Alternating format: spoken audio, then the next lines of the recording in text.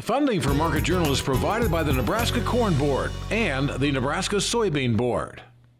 America's export of soybeans helps the U.S. maintain a positive agricultural trade balance. Nebraska contributes half of its soybeans for export. The protein and oil content in soybeans enhance the growing demand for higher protein diets. The Nebraska Soybean Board promotes research to develop new soybean varieties with higher protein and oil content for major agricultural markets. The Nebraska Soybean Checkoff, growing opportunity from the ground up.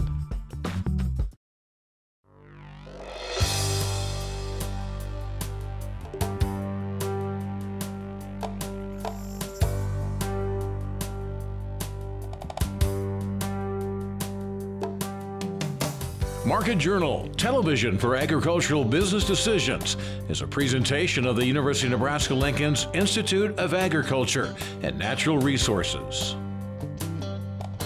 Promotional support is provided by the Nebraska Farmer Magazine. Funding for Market Journal is provided by the Nebraska Soybean Board and the Nebraska Corn Board. Welcome to this week's edition of Market Journal. I'm Jeff Wilkerson. On this episode, Darin Newsom explains his bullishness in soybeans. Brad Lubben gives his final thoughts on ARC versus PLC. Steve Mason talks about corn seeding rates, and Charles Shapiro discusses soil fertility recommendations. Darin Newsom from DTN is our corn and soybean market analyst this week. The USDA released its latest world agricultural supply and demand estimates Tuesday. The agency lowered corn ending stocks 50 million bushels by increasing exports. It also reduced corn use in ethanol 50 million bushels, but countered that by upping feed and residual use the same amount. The USDA left soybean ending stocks alone and made no changes in output in Argentina or Brazil. We talked with Darin at the Triumph of Ag Expo in Omaha Wednesday morning and started by asking which numbers were important from Tuesday's report.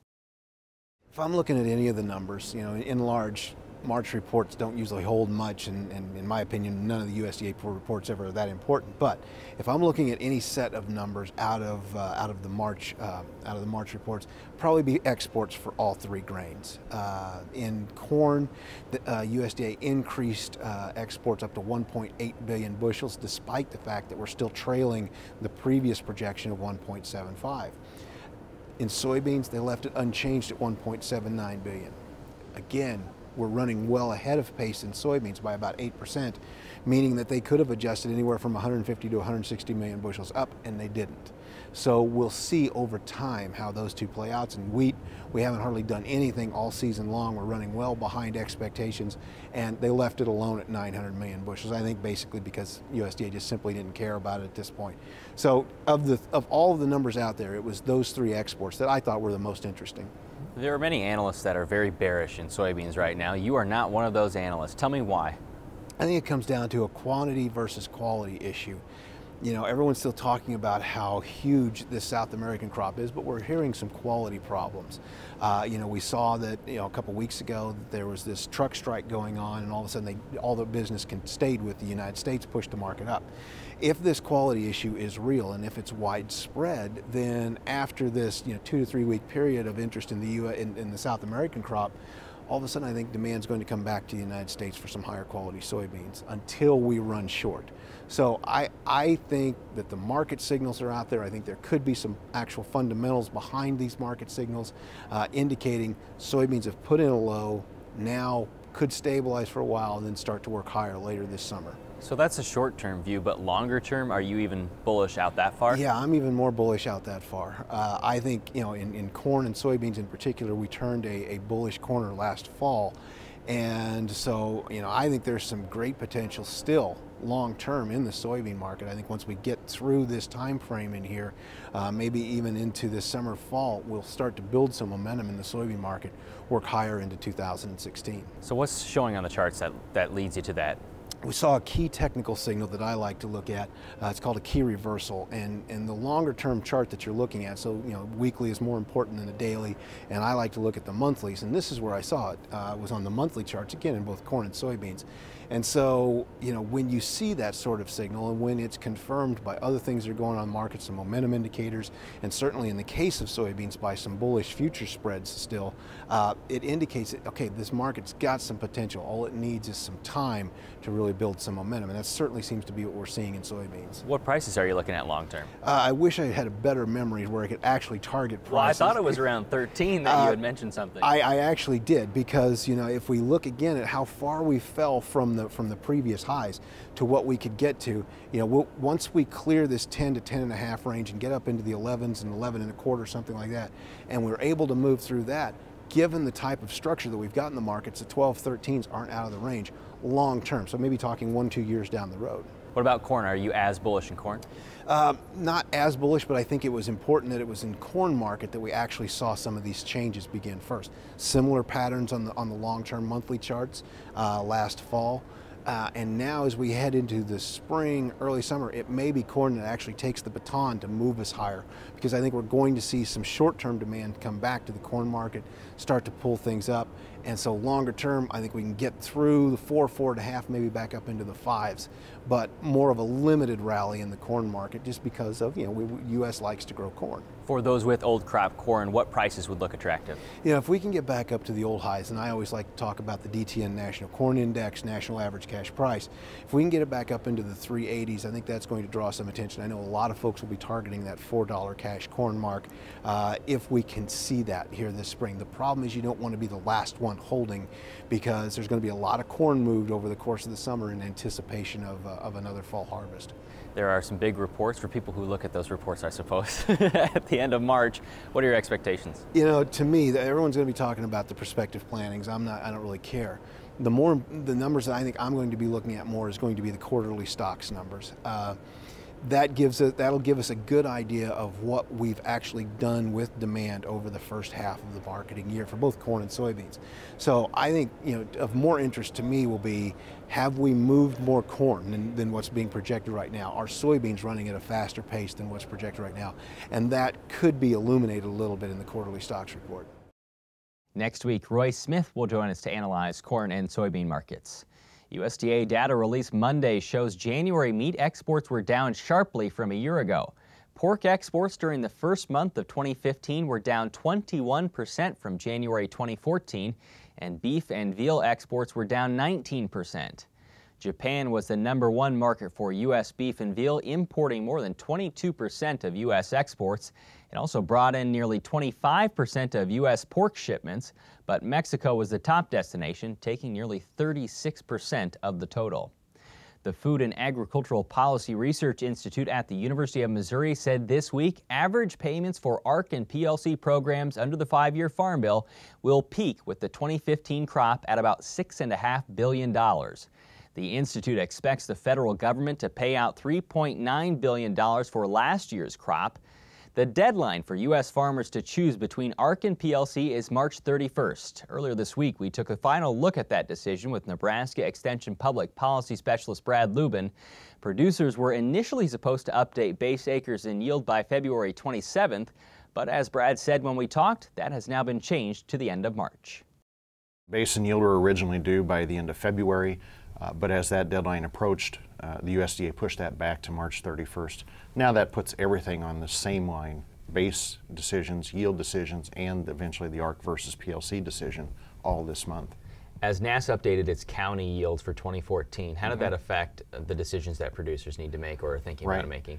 Well, remembering the producers are making decisions about ARC versus PLC based on 2014 through 2018. Now NASS has published the county yields for 2014, and those county yields affect revenue, which affects potential payments under ARC. The yields came in a little bit above average. We knew it was expected to be above average, but the non-irrigated yields particularly were rather high above average. That translates into higher yields, higher revenues, smaller ARC payments. That might change that ARC versus PLC analysis that some producers had figured out. And the analysis of price over the next 5 years, trying to determine where prices are going to go for each single commodity. How should a producer determine or make that analysis of where he or she believes that price is going to go? Well, it's clearly a difficult decision. As I noted, 2014 through 2018, you really do have to sort of crystal ball this to have some confidence in what's going to happen with price to translate into what program is going to protect you more. But the analysis also has to carefully acknowledge what you think is going to happen versus sort of the uncertainty of that. For example, corn, the trigger price is $3.70. If we know that the market price is going to be above $3.70, we can calculate that the PLC payment is going to be exactly zero. And the ARC versus PLC decision becomes pretty simple. But if we think price is going to be above $3.70, but we're uncertain about that, then you got to worry about both the fact that it might be higher, it might be lower. If it's lower, suddenly we do have PLC payments, and that ARC versus PLC decision becomes more complicated. If I know exactly what's going to happen, I can figure out this program in a spreadsheet very easily. If I think I have an idea of what's going to happen, but I worry about all that uncertainty between now and 2018, it's worth looking at all the scenarios, the analysis like the online decision tools provide. Let's talk about each commodity specifically. Yeah. In corn, is there a clear winner? Corn, if you look at it purely on expected numbers and we hit those numbers, you'd expect ARC to come out on top. Now, higher yields in 2014 on the non-irrigated side are going to pull some of those ARC payments down, but ARC still wins as long as you know what's going to happen. As soon as you think about the uncertainty in price, as soon as you think about potential bearish scenarios, as soon as you put some value on the supplemental coverage option, PLC gains ground, and in some cases PLC probably wins that analysis. Soybeans? Soybeans is sort of the converse. All of the analysis, even the uncertainty, still seems to suggest that ARC wins in almost every case because we're far enough above that 840 trigger level for PLC payments that we really don't project getting there very much. Now, it's not a pure answer, but it certainly seems like ARC dominates the analysis. And what about wheat?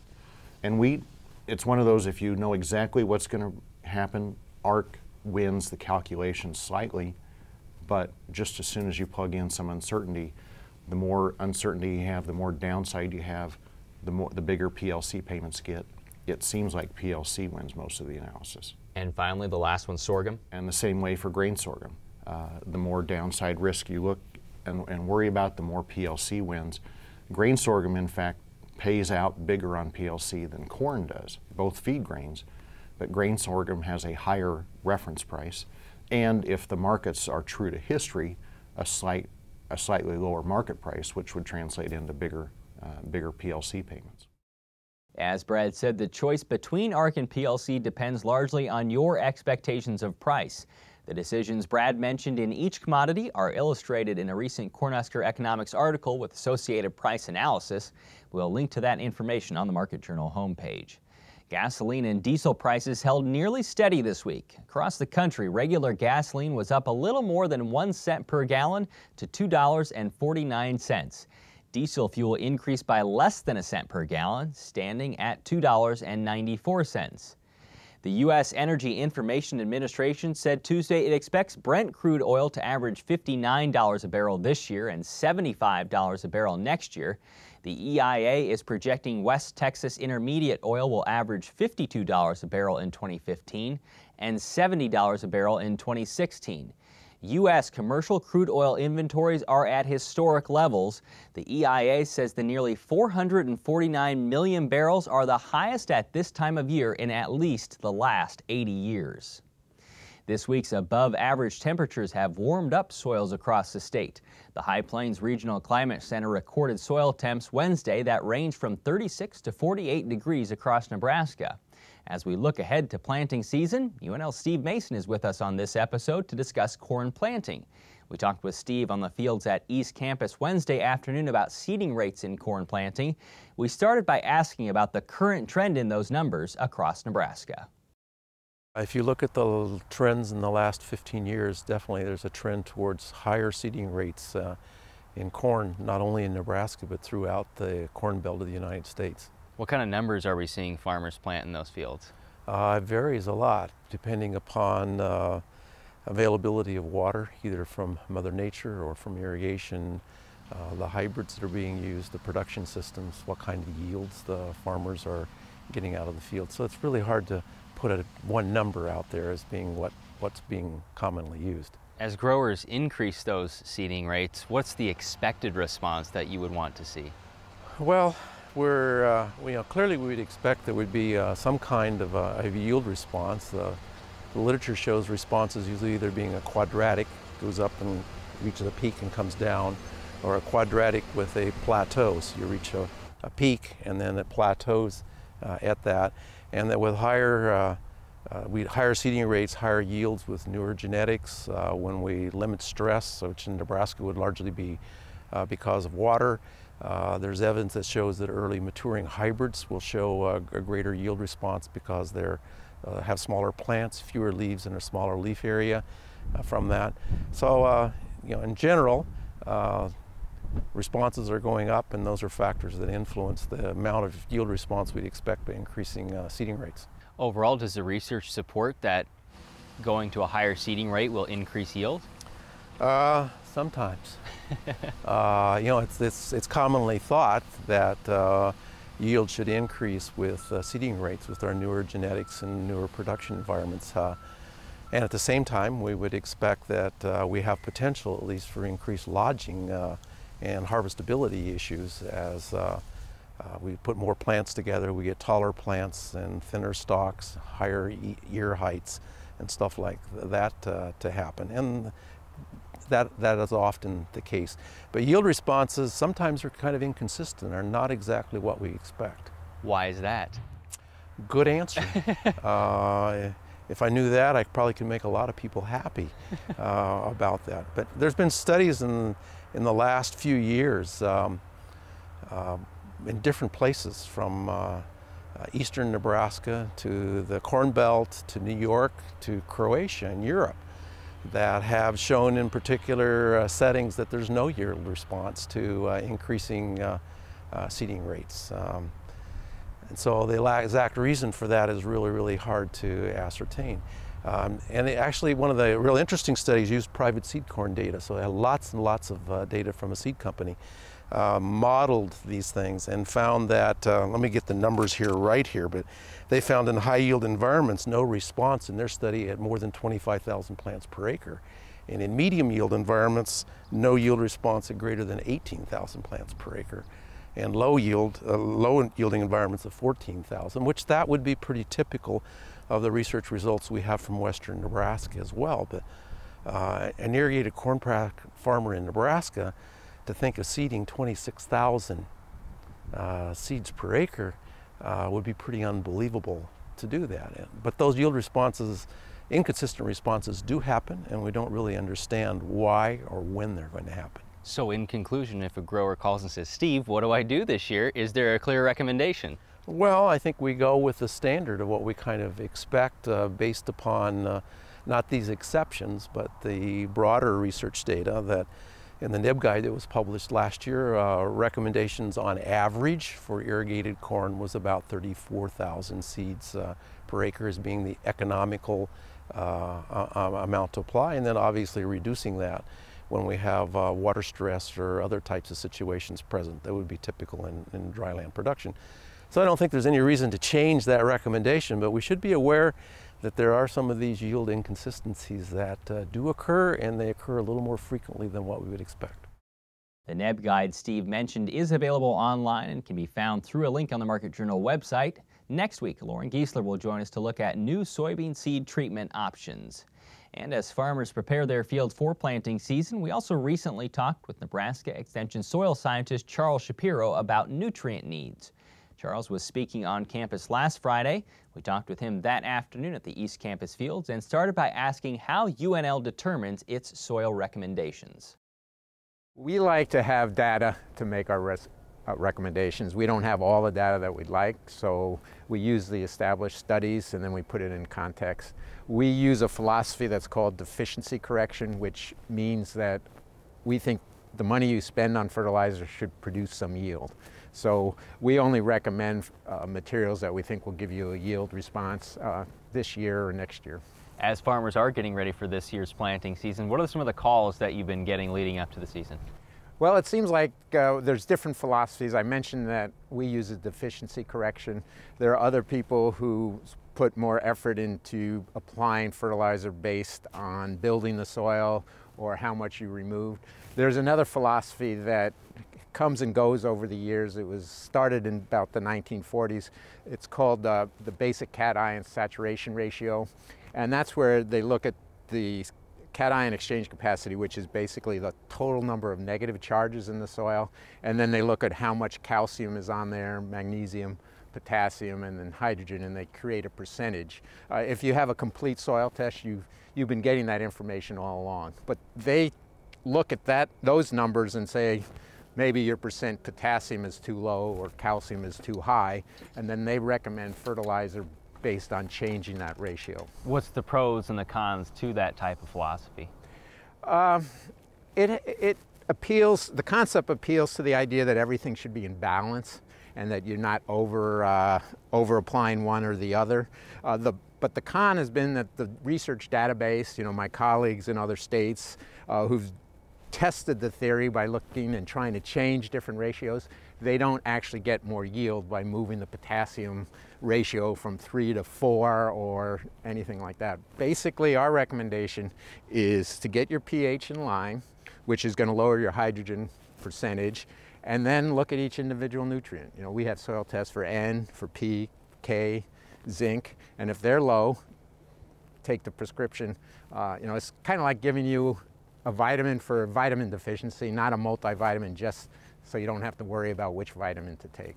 So I think you kind of answered this already, but with higher priced inputs and lower commodity prices, should farmers approach nutrients differently this year?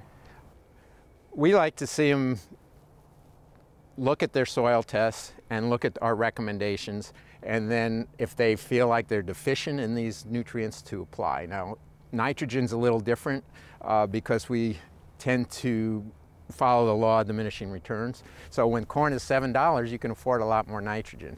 Now that corn is maybe half that, our analysis is that you have less room for making an error because over applying is going to cost you more money. And so this would be the year where you maybe move back a little bit on nitrogen. On the phosphorus side, if you already have a medium amount in your soil, you can skip a year, wait for a year where it's cheaper, and put it on.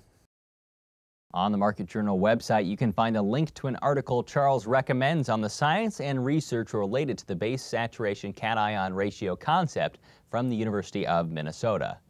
Several Nebraska farmers are exploring the sustainability footprint of their corn production practices. The March Nebraska Farmer explains the Nebraska Extension pilot project that works with a group of farmers to measure the impact of their management practices such as fertility, conservation, water use, energy consumption, and greenhouse gas emissions. The magazine explains that the reason for this effort is because more and more restaurants, food companies, and retail outlets will eventually want to know how food is grown and produced. You can read more about the details of the program in the March Nebraska Farmer. And now with this week's weather forecast, here's Nebraska Extension State Climatologist Al Dutcher. Well, folks, here again for the weekly forecast. During this last week, about the only thing that we can say is very warm temperatures invaded the region, not only in Nebraska, but most of the Central Plains. We actually broke a few records in the middle of the week as some of the temperatures in western Nebraska hit up into the upper 70s, and even a couple 80s were reported. Now, of course, most of these are unofficial. They will be officially designated once NCTC digitizes them and looks at it through their quality control process and makes sure that there's nothing that's outstanding in terms of comparisons to nearby neighbors.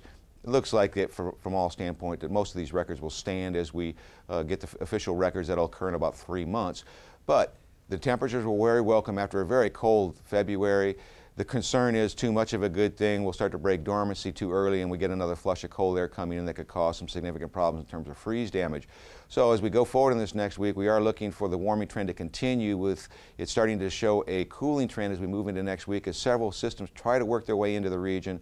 They're going to overcome a lot of dry air at the surface in order for us to see precipitation out of these systems, but at least there's hope on the horizon. So let's take a look at the upper air models and see what we can expect. And as we look at today's upper air model, what we'll notice this is that we have a trough over the Great Lakes region. We have this big strong ridge that's been responsible for the very dry air at the surface and the very warm temperatures.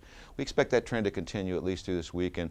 We'll be slightly cooler today than we have been the last couple days, but right around 10 to 15 degrees above normal. By the time we get into tomorrow, we're going to see this ridge centered right over Kansas, and that means that we're going to see a very warm day statewide, easily into the 70s, and I suspect in western Nebraska we will push into the lower 80s in a few isolated locations. Now the real trick is as we get into Monday, there is some discrepancy in terms of how quickly the frontal boundary to our north starts to push into our region. If it comes in earlier in the day, then we'll be significantly cooler, but if it holds off until the later afternoon hours, we are probably looking at, again, a repeat performance across extreme southern Nebraska from the temperatures that we've seen on Sunday, which will put us up into the low 70s. For right now, we're going to take a modification of that and indicate about a 5 to 10 degree cooling compared to Sunday. But if this front comes through earlier, we'll definitely knock another 5 to 10 degrees off, and we'll be looking at temperatures primarily into the 50s to possibly the low 60s across southern Nebraska. Now, as we get into Tuesday, the ridge tries to rebuild back in, so we'll up our temperatures a couple degrees, but you'll notice in the west that there's a trough trying to build in. It's a very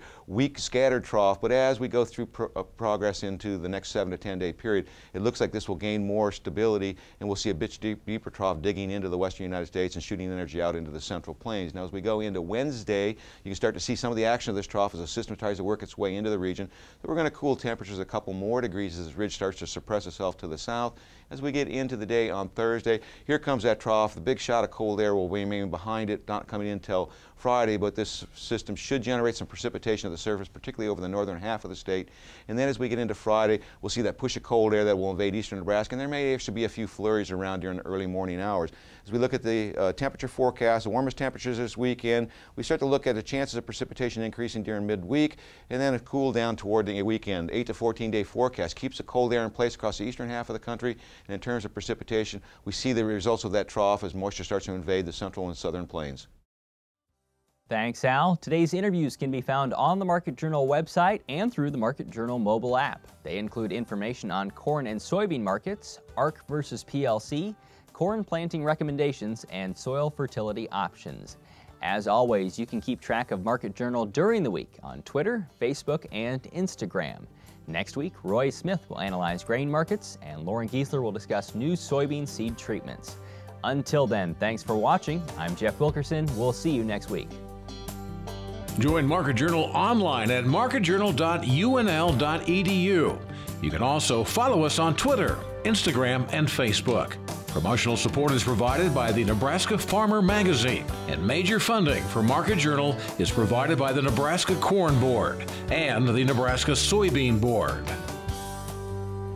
Market Journal is produced by the University of Nebraska-Lincoln's Institute of Agriculture and Natural Resources.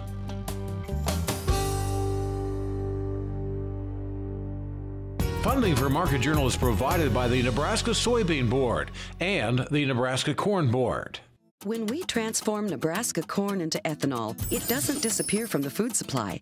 It just takes a little detour. Ethanol is made from the starch. The rest of the corn becomes livestock feed to create meat and dairy products, corn oil, sweetener, and other food ingredients, and maybe a little carbon dioxide to make your soft drinks fizzy. Homegrown ethanol helps satisfy America's hunger for energy and the world's appetite for feed and food. Nebraska's family corn farmers, sustaining innovation.